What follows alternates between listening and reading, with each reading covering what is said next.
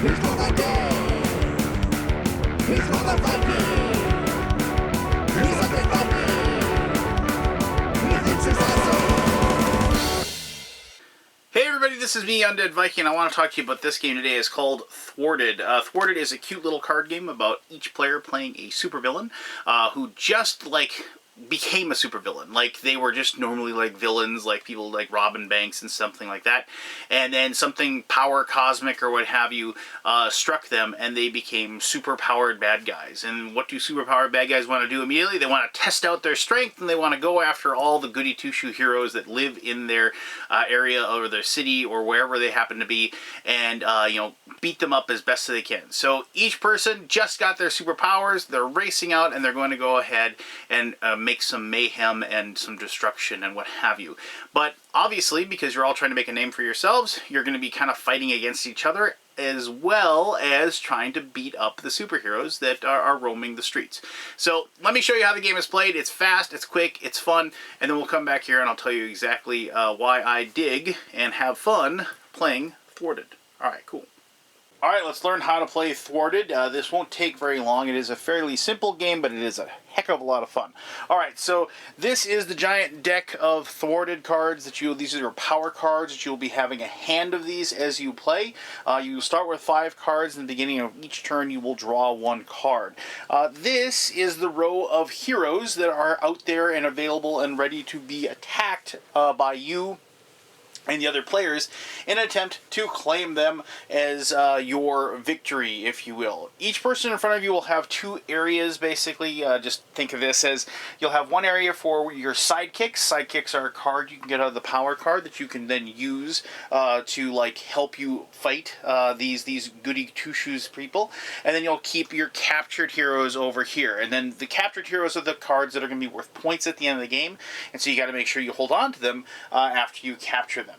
Alright, so there's also, because this is a prototype, I don't have technically what's called the Hero Patrol token, so we'll just bring out my old pal here, Hrothgar, and this would be like the Hero Patrol.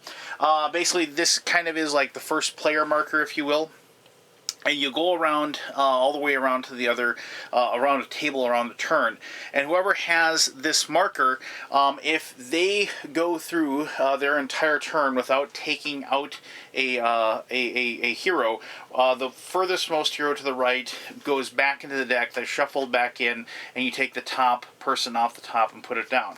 Normally what happens is people, as the heroes are obviously taken out, you just replace them in order. But just keep in mind that's kind of like the first player marker, if you will. Alright, so to begin with, you're going to start with 5 power cards. Let me just grab 5 off the top here. 1, 2, 3, 4, 5. And then if it's our turn, we draw a card. And so now that we have our cards in our hand. And so these cards will have like an evil deed on the side here, or they'll say thwart. A thwart card basically allows you to cancel somebody else's action that they take. And you can thwart a thwart, if you will. And anybody can do a thwart. So like if I did an action and then it was going around the table or what have you, somebody across the table could thwart an action that I was doing to the person to my left, but the person in turn order that is closest to the person who played the card has first option. This isn't the thing where everybody slams down a card as fast as possible, and then you figure out whoever got their card down first managed to thwart the action. No, it's just you kind of go around the table, say, do you want to do it, do you want to do it, do you want to do it, and so forth. And table talk is encouraged, at least with us, so other players can conspire against you. They can say, well, don't thwart this one, we'll thwart the next one, that sort of thing. But anyway, regardless, so on your turn, you get to take one action, basically as playing a card down in front of you, and then that action could be something like playing like one of your sidekick cards. Like here's like a sidekick that is also a block. I'll explain that in just a little bit. So then you just would place that in your available sidekicks down there that they're available to be used to attack one of the heroes that is available that you can take for your victory points. But you also can do like an evil deed card. So You could say, like, fenced goods, have I got a deal for you? You can draw 2 cards, and they then play one of the drawn cards. And so you'd, place that down, and you take the action that's on there. Now, each one of these cards, including this card down here that I put down as a block, has, like, a different power up here. So, like, and then that is, like, the power of your superpower that you're using. The Thwart card, you notice, doesn't have one up there. But so what that means is that those are the types of powers that you can use to attempt to defeat one of these heroes that is available. Now, just quickly showing you this. So, like, if you have, here's Ice Sickle. He's a hero. You gotta use 3 total power to be able to take him. And you'll notice that up here, like, as you can probably guess, frost powers will do nothing to him, but heat powers count as double. So, he's got a weakness to heat. So here we have the Voodoo Vixen. Magic doesn't work real well, but if you use atomic power against her, it works really well. The White Leopard, just doesn't have any weaknesses, but magic won't work on her either. And finally, we have the Madcap Mercenary, and you can see neither, flames or frost can be used to take the Madcap Mercenary. So if you look at the options that we have there, we could just go ahead, and this is one of the cool things about this, is that you'll notice that this card, the Fenced Goods, is both nuclear and it is a flame. So we could play this, but only you can play it as one.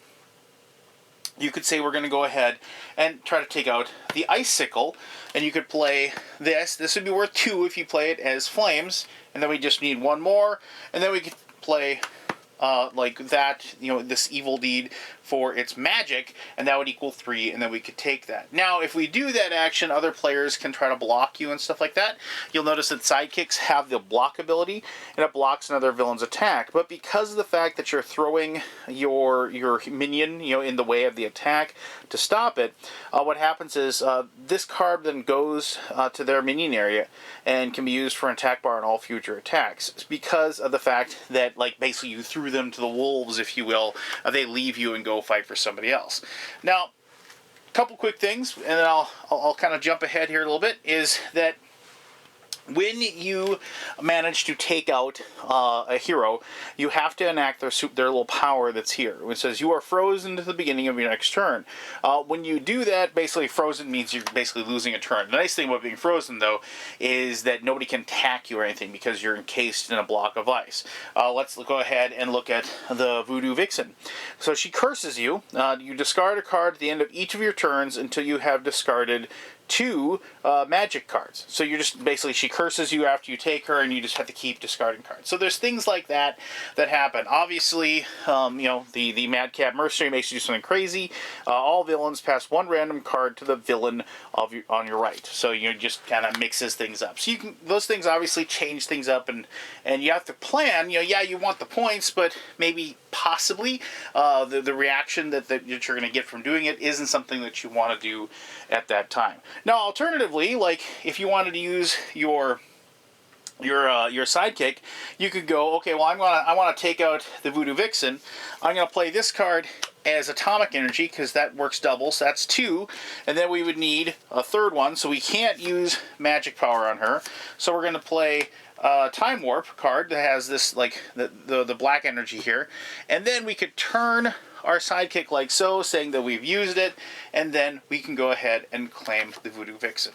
Pretty straightforward, pretty simple, but obviously the changes of the game are the other players trying to stop you from being able to do the things that you want. And obviously, like, you can't do both. You can't say, I'm going to play 1 card, then play another card for 2 actions. You have to do 1 of each, but you still can do 1 of each. There are certain cards that will actually be able to let you do things like the Time Warp. If you played this as an action, gives you extra actions this turn and so forth. Now, the only other thing that you can do during your turn is if you are down to, it's like if you drawing 1 card isn't helping you, maybe you're down to 1 card, and or you used up all your cards and you draw 1 for your starting and you can't do anything, you can take what's called a power up turn.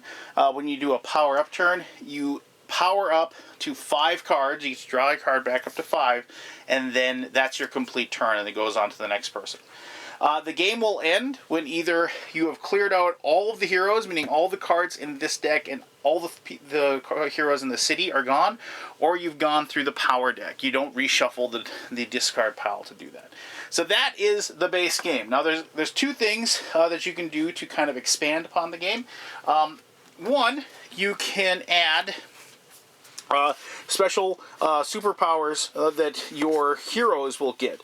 These are cards that you shuffle into the hero deck, and when they appear, when you draw one, it attaches itself to the furthest left hero that's in the screen. So like here, like is Hocus Pocus. It's like the hero is immune to magic. So you just take this, and then you go ahead and add it on there like so, and so then you would know that hero, not only does he have his own powers, but he adds like immunities, another immunity. And there's other things like that where, it's like gives hero -2 attack power, but not less than 1, because the hero's got a cold.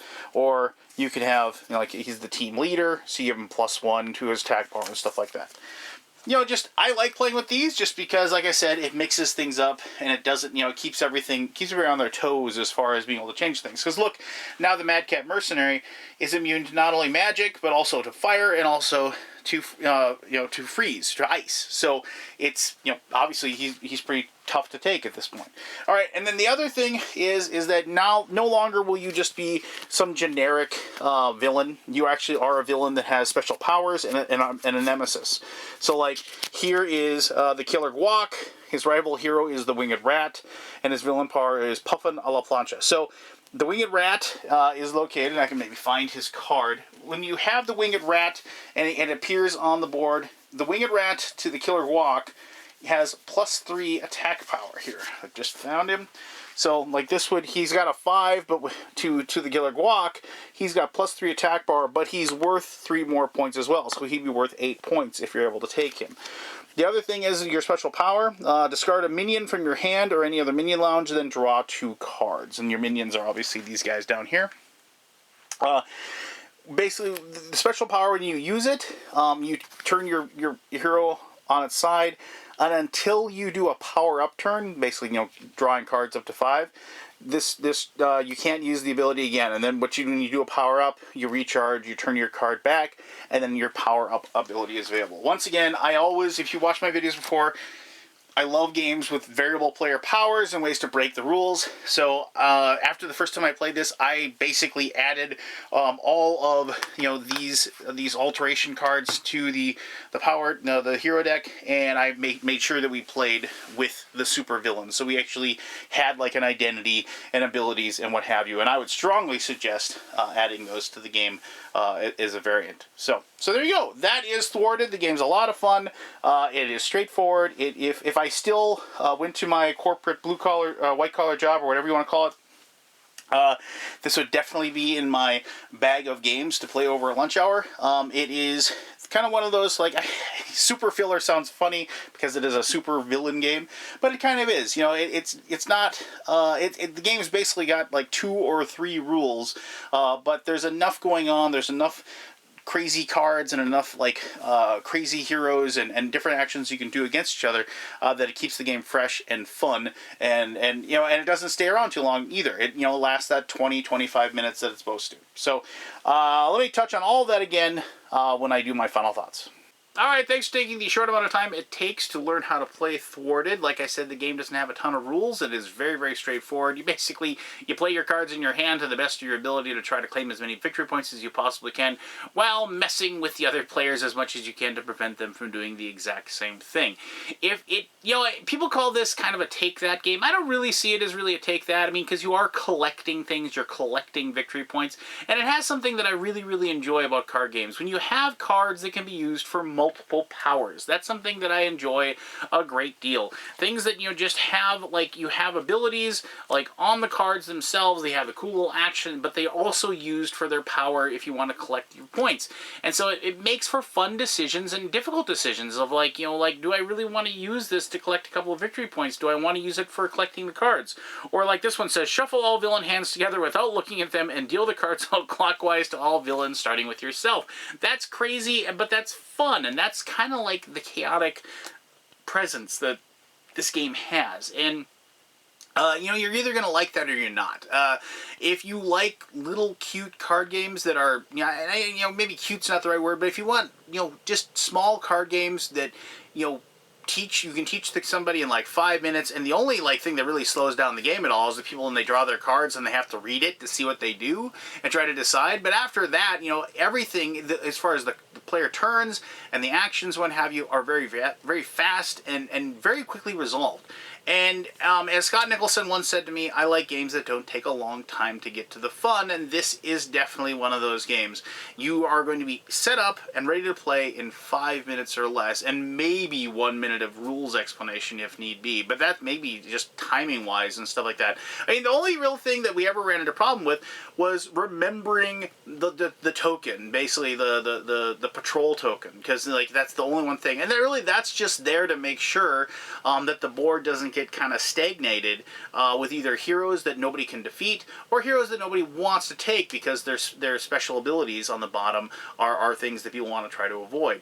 And so there you go. I mean, you've probably played games like this in the past. If you dig card games, if you dig fast and fun card games, and if you like games with a superhero or super villain feel, then I think you're really, really going to enjoy Thwarted, and I think you should go ahead and check it out.